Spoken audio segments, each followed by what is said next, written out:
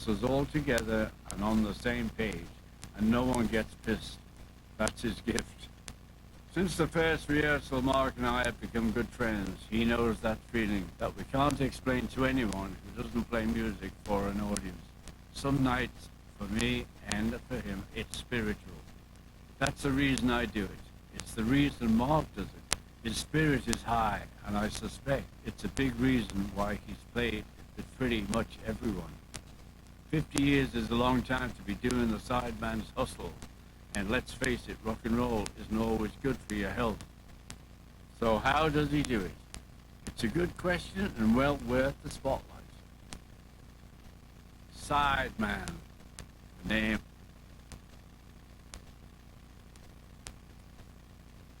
Is that you? Mark Rivera.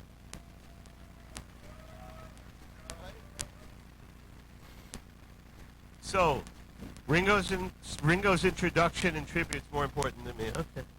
Well, if you have to play second fiddle, I to mean, Ringo. you know, Not too bad. not too shabby for a He's kid got from Brooklyn. two basic jobs at this point, amidst all the others. He's Ringo's music director and playing saxophone for some guy at Madison Square Garden once a month. The name always escapes me. First of all, it's Madison Square Dinner Theater. How many people have seen Billy Joel at the Garden? All right, let me hear you if you yell. How many people have seen him more than once? We're giving away tickets to show 94 this weekend on Q104.3 Wow. on the way to 100.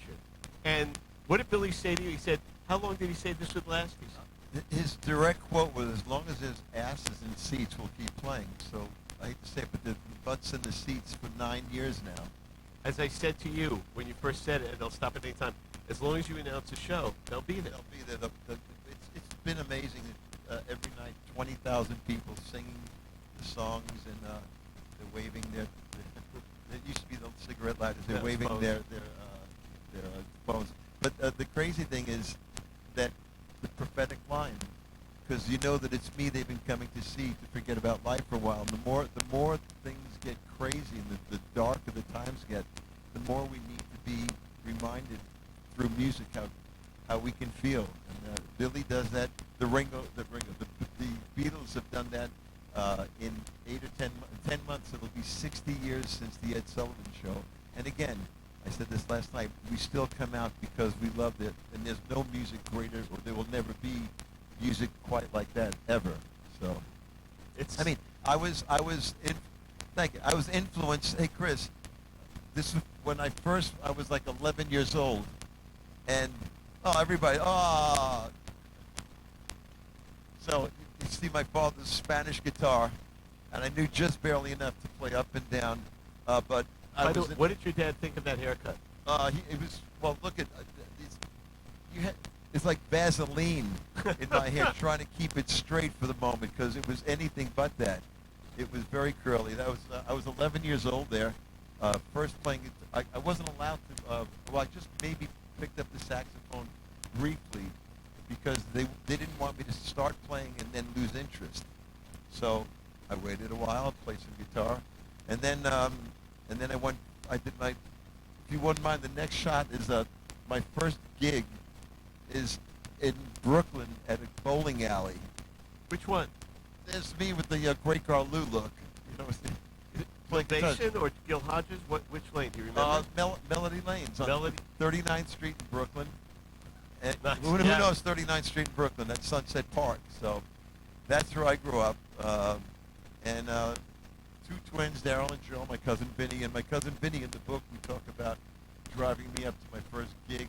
It was a Latin band. I had to play bass, and I dreaded it. But that led to myself. I met with this guy, Bob Livingood, who's a trumpet player. And you have to realize, you have to let the universe unfold. Because I didn't want to go to the gig up in, it was the Pines, or the Raleigh. The Raleigh Hotel up in the Catskills. And I'm dreading the drive up there. I can't stand it. I played bass in the Latin band, so I had my sax, and I met this guy, Bob Livingood. And out of that, I think the next frame will say where that next gig got me. that's when I backed John Lennon in 1975. And you see, we had that's me, skull cap and a mustache, pretty crazy. But that night was the last time that John sang Imagine. It was to a track, but he sang live, and that was his last performance of that song. Wow. Which is pretty scary to think of, right? Just how old are you in that picture? 75. I was 28. No, what am I saying? No, 77. About 77. I must have been 23, 24. Wow. The thing is, right? the takeaway. Mark's book is brilliant. Sideband. You will love it. He's signing copies. The answer that every musician that you have, even from the Beatles, is they said yes to every gig. They took everything. Mark, dreading it, still went up to the Catskills because you don't know what it's going to lead to. Brian Ray from Paul's band. How do you get into Paul McCartney's band? He just came off the road with Etta James. He's tired. He's in California, and he gets a call. A friend's got a weekend gig at a country club in Bel Air, and he can't make it. His girlfriend wants to do, can you sub for me? I'm exhausted. Please, it's decent money. It's like $400, $500 playing the standards. All right, it's my friend. I'll go help him out. And the drummer on that Bel Air country club gig is a guy named Abe Laboriel Jr. And they hit it off. They're having fun. They play a little of this. He throws in the little Beatles. And, hey, man, I got this band. He has no idea. Why don't you come down and jam with us? Do you have any gigs? Yeah, we actually got some gigs. And he shows up the next day, and there's Paul and Rusty and Wicks. Like, what? He goes, well, I wasn't going to tell you, to get you nervous. And he just came and played. But it was everything he did leading up to that moment, all the studying, all the work, all the gigs you didn't get paid for, that gets you to that. Well, you prepare yourself. Look, Ken, you've been in all these situations, and it really translates to every facet of life. You have to put in the time. Joey last night, Joey Mullen was talking about it. You just did it. It wasn't a matter of the expectation. You do it. You hone your craft, and fortunately, that worked out. I mean, this was a great opportunity. I don't know what's next. I have 1995. That's Zach Starkey, Mark Farner from Grand Funk Railroad, Randy Bachman, then myself standing next to Ringo. Thank you. John Entwistle, may he rest in peace. Billy Preston, may he rest in peace, and of course Felix Caldelieri. The first day at rehearsal, I was dubbed the musical director because, as Ringo said, he knew. He said someone asked what the next chord was, and Ringo said, "Well, just ask Mark. He seems to know everything." So I essentially, immediately became the musical director. That's a pretty cool picture, isn't it? That's a really great picture. Billy, we know, is the sweetest guy in the world. Randy's a dear friend of mine. He did Live Breakfast with the Beatles. Mark's cool. What's it like dealing with the Ox? What's it like telling John Entwistle something? Exactly. John was stone cold deaf, and we'd go out to dinner, and John would be sitting across the table, and he'd say, and then he would go like, we go, like we understood a word he said. We had no idea what he said, but he was brilliant. He was just wonderful, and he and Zach had been playing together with The Who, so they were locked. So that band rode on the bass and drums, which most bands do, I must say. By the way, I had the same experience once. It was one night, some party or something, and as a favor to me, they sat me next to the Ox, and I got to sit. Mark, I'm sitting like this. This is me and John. And John would turn to me and go, I'm like, wow. And I just kept saying wow all night. Just figuring wow. How many times can I say what? Wow what? was what? the expected What? response anyway. And you got to figure you're talking to Entwistle. Like, wow. Yeah, it had to be something funny or something exciting. But it was crazy. God. But that was the first tour, and I think the next picture might be, look at me Gary Brooker. with frosty hair. Boy, who the hell did I think I was? That's a great idea, Mark. That was a great style choice. For a moment. But that band, this has to be my favorite band that I've ever been in my life, and I'll tell anyone that the current band with Steve Lukather, who I love. This band, Jack Bruce down front, Ringo, Simon. of course, Simon Kirk from Bad Company, and Free, more importantly, from Free. Yeah. Upper left-hand corner, or right as you look, Gary. is Gary Brooker from Procol Harum, and of course, Peter Frampton. And I got to play all the songs of my youth. 1967, as I mentioned, I think was the most fertile year in rock and roll. That's my opinion. The Beatles put out Sgt. Pepper and Magical Mystery Tour. Hendrix released Are You Experienced and Axis Bold as Love. Cream put out Disraeli Gears, Fresh Cream and Disraeli Gears. Felix put out the Collections album. Not even talking about the Doors and Janis. And you and I spoke about Remember, 67. we went through I printed out the list. I'm playing on the radio now today, 2023. I'm playing a song from every album that came out in 66. And the whole year, June to fall, is bookended by the Boys. Right, With exactly. Pepper and Magical Mystery Tour. Exactly. Well, Did they ever sleep? I don't think so. You know, one of the things, I had the guys from Motown, Vicky Stevenson is a dear friend, and he mentioned it, and Brian and Eddie Holland were there. I said, was there resentment about the British invasion, about all the British guys? He said, no, the reason the music was so good is if you had an okay song in 1967, 68, if it was good, it didn't go anywhere. Every song that you released had to be the best song you ever heard, or you couldn't even, the elite thing of that chart, of the top 50, was so good. The You had to be amazing bar to was get it. so high, and the caliber of musical of the writers. To this day, I mean, we spoke about it last night, and Joey again kept saying, you know, they'd be writing, and they just keep writing. And I said, I wish I could pick up scraps of paper from the trash that they thought was not a really great song, because it was all incredible how prolific they were. Does Ringo ever share stories about, them writing, about Just the times together. He won't go into depth. I mean, the other thing is you don't ask Ringo about, hey, how was such and such, because it's almost like you don't need to, but when we're on the plane or when we're backstage at some point, and he'll come and says, it was such and such. And one time we were playing Red Rocks.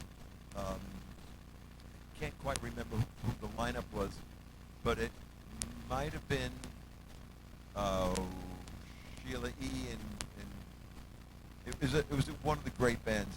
And as it turns out, someone had spilled a drink on the monitor console. On the monitor, so we had no monitors, or we had no feed from our mics and guitars. So Ringo said, well, why don't you just give us the front of the house sound, and we'll play to that. And as it turns out, it sounded amazing. But I asked Ringo, I said, I was being facetious because they knew they had no monitors. I said, did you ever have to do a gig where the monitors didn't show up? Monitors. I did a gig with the only thing that showed my bloody cymbals. I said, and how did they like it? They loved it. So it was, they dealt with what they had. I mean, if you look at the Shea Stadium show, they had these Shure PA systems that I played probably in the bowling alley with. That was Shea. They just had it. I mean, I love the line where the Vox company made them these 100-watt amps, and that said, that should do it. Right. Should do what? Should get you to home plate? Right. Like, what? They were so far, I mean, it's a soul, but they're 8-10 years really ahead of where technology could be for you. I mean, now Mark and Billy with Stevie Nicks, they're playing stadiums. You play ballparks every year. Now it's in place and it can sound really good. But that was 10 years before even the Grateful Dead did the wall of sound and figured out how to build it. The sound's coming out of the PA speaker in center field. It was nothing. They had nothing at all.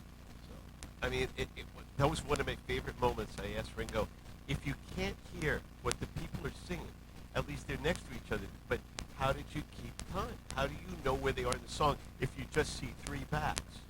And he just said, I just followed Paul's ass.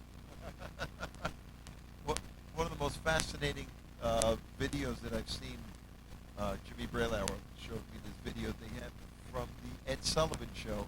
They ran the um, the run through. They did the test, the run through, and alongside of it, they showed the actual show.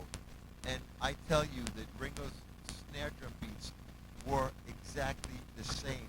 We're talking about no click track. And someone said one time, "Did you ever play to the click track?" He goes, "I was the click track. I was the beat." And if you think about it, click tracks are like something. The one thing that doesn't have a heartbeat is running the band. But every backbeat that Ringo hit was in time with the run through and the live show itself. So, what do we have? There's got to be something else. I hope. There's me telling Paul. There's the moment. We got to set this up because some people don't. So it was the night that Paul Ringo's 70th birthday at Radio City. And one of the greatest moments I've ever had in my life in an audience. And Paul secretly comes out. Literally, Ringo never knew. He does with a little help from my friends. He leaves. He's ready to go. And who's it? And Barbara said to him, "Wait." Oh, wait. Yeah, she said, "Wait." So the grandchildren brought out a birthday cake. So that was, okay, we got him there for a moment. He goes, "All right, that's done. Now bye." He goes, "No, just wait one more minute." And he's ready to leave, and Paul comes out waving, as I call it, the Madonna. He's waving the Hofner. And Ringo sees this, and I'd taken Ringo's sticks and told Jeff Jonas, I said, "Nobody gets those sticks except Ringo." So when Ringo heard us doing birthday, he ran out, and of course Jeff gave me the sticks. But this right there is Paul, Joe Walsh, who's actually right there, called me and said, "Hey man, Paul wants to do birthday at Ringo for birthday." I said, "Cool. You know Paul?" I said, "Yeah, Joe. I know Paul. I know Joe." So we get together at Radio City Music Hall, and this is about 2:30 in the afternoon because Ringo had a 5 o'clock sound check. So we're going to run birthday. So birthday, first time, sounded great. Myself, Edgar Winter, Rick Derringer, Joe Walsh, Paul McCartney, and Greg Bissonette. Go through it. Oh, great. Everybody's like, "Oh, we got this." By the way, Paul, you didn't play the bass part all the way through. You know, it goes do do do do do do. So the bass player goes, "All right, it's been 8 years. I haven't done that in a long time. We'll run it again, mate." Let's stop for 1 second. My friend interrupted Paul McCartney to tell him he played his own Beatles song wrong. Are we all clear?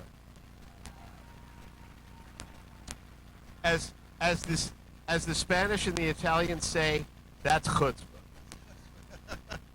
So again, Joe Walsh, Derringer, Edgar Winter, they're all looking. They're like, "Are we going to get fired?" So we run the song a second time, and everybody's like, "Oh, we got through it."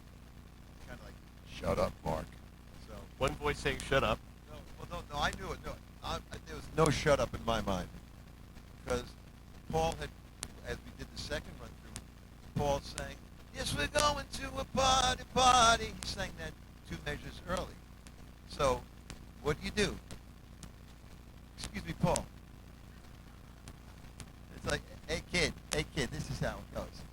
I said, it was great, but you know after 7, 8, there's 1, 2, 3, 4, 2, 2. Yes, we're going to. There's 2 measures before that. I said, you came in 2 measures early, and now the guys are rolling their eyes saying, "Well, this is never going to happen." And that's where that picture comes from. Picture. You see Joe Walsh's face staring at Mark? It's like, shut up, dude. God damn you. God damn. So the next thing that we do is Paul says, "I'll tell you what, mate, we'll run it one more time, and this time I'll play bass, and you sing it, and I'll sort it out." So I'm singing birthday, and Paul McCartney is my bass player. So that's the next picture, I think, is this one. Chris, no, that's Tony Bennett. There it one, is. This one right here. Now, look, there's me singing along with Paul. Paul came in at one point, but I was literally singing the whole song, and that's a pretty impressive group of guys. And it was a great afternoon. But that was one of the times that thank you. the thing is, when Ringo hired me to be his musical director, I mean, there was a point in the book that Ringo played "Don't Pass Me By," and he hadn't played the piano probably for about 6 months, or at least not that part.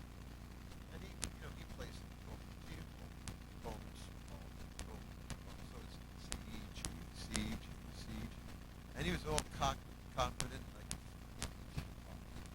but his hands were in the wrong place. So he started on what was the 5 chord, which is like D, D, A, and his right hand's playing C, G.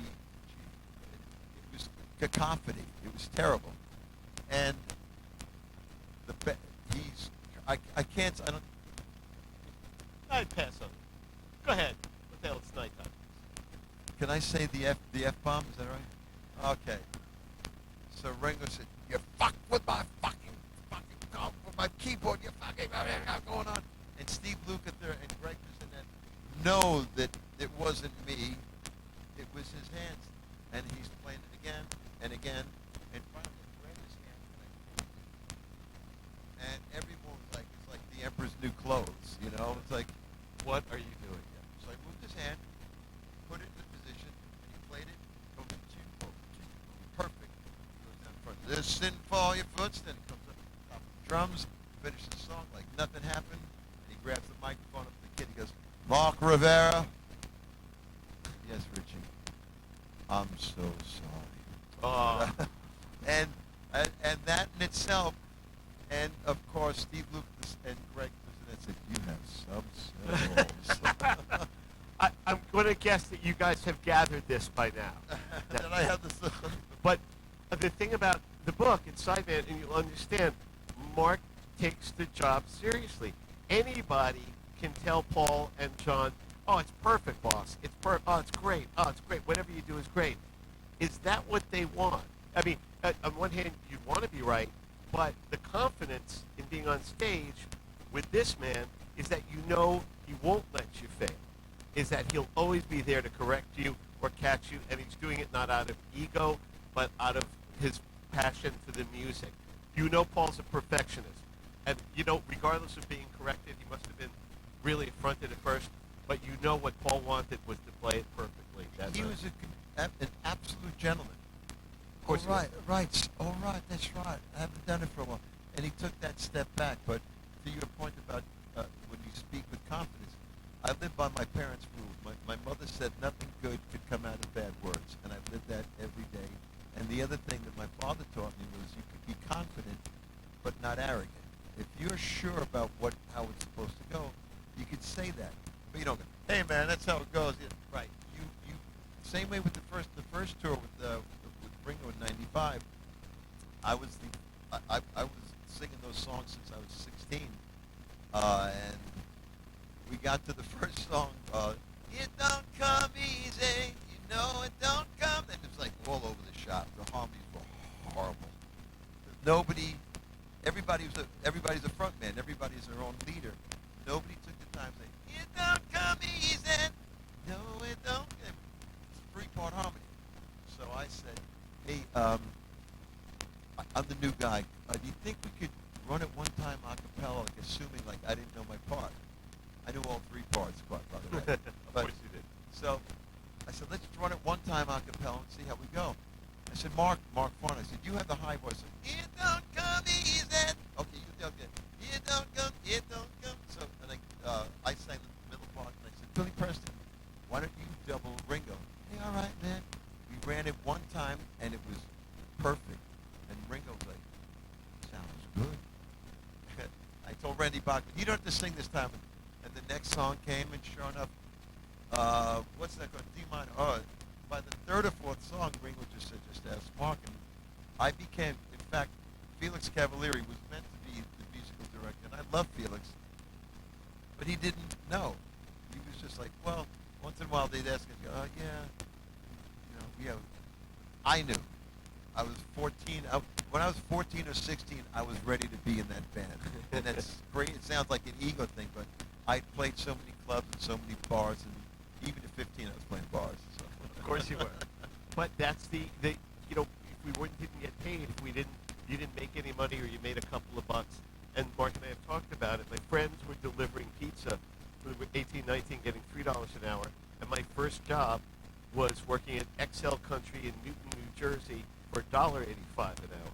So driving from Brooklyn to New Jersey, the tolls, the gas. If I bought a sandwich, You're losing money. I lost like $6 a show. Great, isn't it? But I was on the air. Right. The crappiest little station in the middle of nowhere, but I played country music, but I was on the air. So how do you get to NEWFM at 24? You start there. You start in clubs. You start playing for nothing. They promise you $20. They say, get out of here before we kill you. That's okay. Thank you very much. You know, that's Like the days we used to come to the, we do a show, a party for a guy. I'll give you 20 bucks. I mean, we got $5 a piece. Like, whoa, good job. And the guy, I forget his name, said, you guys like pizza?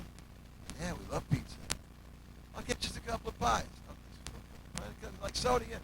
So at the end of the night, expecting $20. Here, he gives us a $10 bill. Where's the 20 bucks? Well, 2 pizzas, 4 Cokes. What the hell do you think this is? So that's like you having to pay the toll, but that's what you did. And you know what? We played the next gig. We probably had 1 pizza, and we made $15. but you learn. That's what you do. Hey, Joey Mullen, before this afternoon, we were talking about getting going in bands. And how he got going, his first band. And then, you know, he got a friend recommended him, so on the street, come join this band to the Ivies. You know, so you did a gig, and you get paid £1. Really? Come back the next night. Okay? We liked him. He got £1. And he was working, his day job, working for British Rail. I think it was the shipyards. He was working in the shipyards. And his weekly salary was £2.05. So in the first 3 gigs, he's ahead. He's ahead of the game. Like, it was an easy choice. Like, that's how. But of course, if you could make money doing this, it's our passion. It's what I tell every young person who comes to the station. I've seen people come to Mark. If you follow something that's your passion, the Beatles couldn't have done anything else. There's nothing else. They could have done something or worked in a shop, but they couldn't. They were born to be. Even to this day, when a lot of people ask Ringo, do you plan to retire? Is this your last tour? And he said, what the hell else would I do? Drive my wife crazy? And we all said the same thing. What would we do? How would we fill that time? How would we fill that passion? It's like oxygen for us. In fact, the book was written. I wrote the book throughout COVID. It was like how I spent my COVID vacation was writing this book. But it was that time we couldn't play for almost 2 years.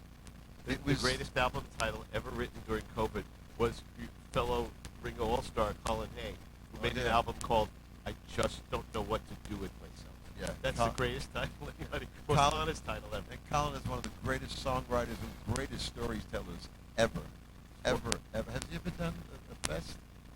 I don't know. No, we should. He should definitely do a fest. We'll get him for one of the live breakfasts. The Beatles are here or something. Because you'll love him. He's fantastic. First of all, the songs are amazing, and he'll go through his process of writing songs. He's brilliant. He's one of those special people.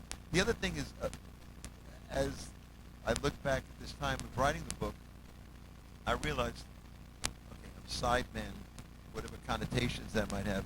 But if I was the lead singer of a band and we either had a moderate success or leveled off, or however it might have been, I would never met Mutt Lange. I would never been in Foreigner. I wouldn't have gotten the call for Billy or Peter Gabriel or Hall & Oates. I've played with all different people because I've been able to basically vacillate between different bands, and that's something that not a lot of people get to do. You know, shifting gears here as we get to Billy Joel. You're coming into an established band with the hits. You know, you regroup, and you fit in again seamlessly. You're playing these legendary songs, and what I see every time I see these guys on stage, and even going back to the videos and stuff, there's a level of intimacy isn't the word. There's a level of musical trust that I see between you and Billy. When Mark comes downstage, it's New York State of Mind, is it? Yeah. Italian, whatever. Italian restaurant, right. We playing. When you come down, the joy in him looking at you, and the joy of you looking at him playing. And that's not a stage act, because I can feel it sitting in the audience. You can feel it in the top deck. It's trust, it's respect we have for each other. It's kind of like a conversation. You speak, I speak. And to me, music is just like the most grand form of communication. If you're in a rhythm section, if you're on stage at that moment, it's that moment. It's not 4 measures ago. It's I also call this area my emotional moat. So when I'm on stage, I can't think about anything at all. Look at this picture, boy. Oh yeah, there it is. That's William and myself. Pretty. You can't. That's not. Does that look like stage smiles, or does that look like two people really enjoying But themselves? I got to say, the suit, my jacket looks like it's made out of aluminum, right? A friend of mine made me that and said, "Yeah, I'll wear it." I think it was New Year's Eve. But that's the truth. To your point, Ken, we love each other and we respect each other.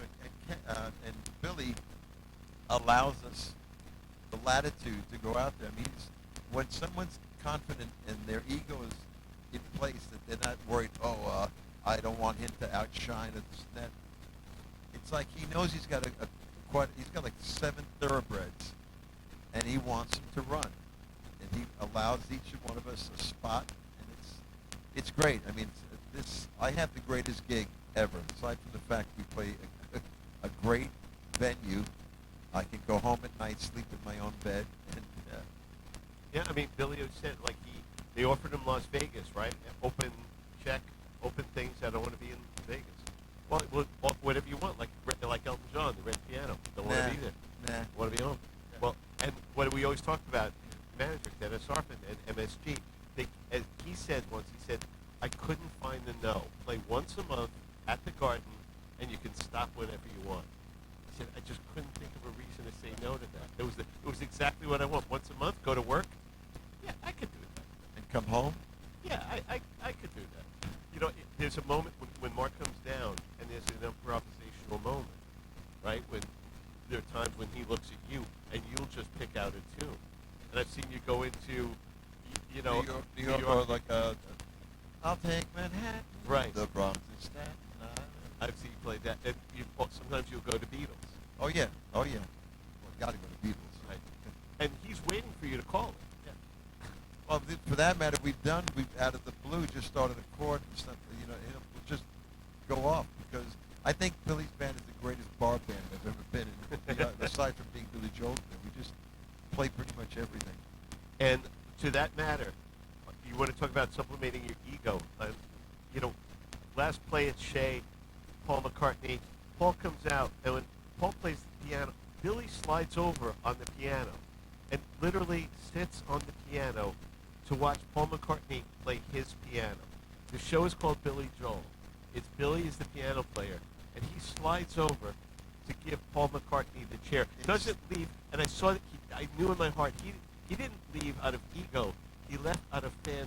Respect and humility. It's like it was almost a gesture like, who else could close Shea Stadium but you, the person who opened it, and the guy who drove them on the golf cart, the same guy. So here's what the story went. Last play at Shea to get Paul in. It's delayed. The flight's coming in. He landed like 10 something at JFK. They're rushing him through the airport. I mean, he's literally just flown in. They've got sirens going, rushing him from JFK to get him out to. He was there in 11 minutes. Have you ever tried to get through JFK? Have you ever tried to get from the gate to the terminal to the 11 central minutes, in right. 11 minutes? And he's there in 11 minutes and walks out on stage from the plane. And I said, "Did you call ahead?" This is one of my favorite moments of Mark and this band. I said, "Had you worked out in advance what to play?" No.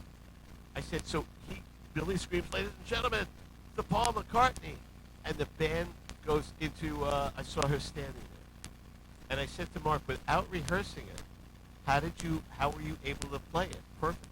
Simply, if you didn't know that, or if you weren't capable of that, you didn't belong on the stage. That's all there's to it. I mean, if you don't know, if you don't have that in your repertoire, or if it's not in your DNA, you wouldn't be in Billy's band. And that's really pretty much the fact of the matter because we're all those guys. That's who we are. So. Does anyone have a question? Because I have like 3 minutes. We got like 3 minutes. Anybody wanna have ask anything out of curiosity? Does anybody care that I'm here? Yes. Yes. Yes, sir. Is this mic on? I'm sorry, what?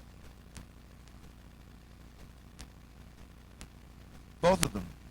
Simon played, and when Ringo would do But certain the question things, is, who played the drums when Simon Kirk was in the All-Star Band and in Ringo? yeah, when Ringo sang down front, it would be just Simon, and when Simon played his own songs like All Right Now, they both played. And then once in a while, there'd be a song that Ringo wanted to take a break, like when Sheila E. was in the band, they did Carnival 9, and it was just a three-piece. It was Sheila, Greg Lake, and Howard Jones, who was spectacular. So you just, and he just gives it up, and Ringo would bash away. He loves playing double drums. But as he has with Greg this and that. By the way, one more sideband story. I'm a huge prog rock guy, ELP. My gods, God bless Keith Emerson and Greg Lake. So Greg Lake's in the band. Another Mark Rivera moment. What did you say you should play? Real quickly, he had 3 songs. He wanted to do Carnival 9, which is a lock, had to do Carnival 9. Second one was Lucky Man, so I got to play bass and Lucky Man. It was great. And the third song he wanted to do was From the Beginning. From the Beginning. Great song, but I said, nah. I said, why don't you do Court of the Crimson King? He says, why would I do Court of the Crimson King? I said, you started prog rock. I said, trust me, it would be amazing. And he looks at me and goes, trust you? Oh, I've made a career 20 years, 40 years, the same 20 songs. I know. I said, great, just try it. So we tried, and Ringo does his 3 songs, and he said, now, ladies and gentlemen, please welcome Greg Lake. And we go, da-da-da-da. In the cold of the crimson and the whole crowd stands up, and it's like, and Greg looks over at me, and I go, and that was it, and it stayed in the set. See, you have to realize, I look at it from the point of view of the punters, of the people that came to see it. Court of the Crimson King, if you're of that age, if you know that music, if you know prog rock, that's how it all started. And I was right. Worship that album, and I would be screaming my head off. Mark Rivera is going to be outside signing autographs? Yes. And you're going to play tonight? I am going to play tonight. And tomorrow afternoon, we'll sit here, we'll do the musician circle. So ask Mark anything you want. And I do mean anything. Ladies and gentlemen, the sideman and my dear friend. Love you, Mr. Mark Rivera. Thank you.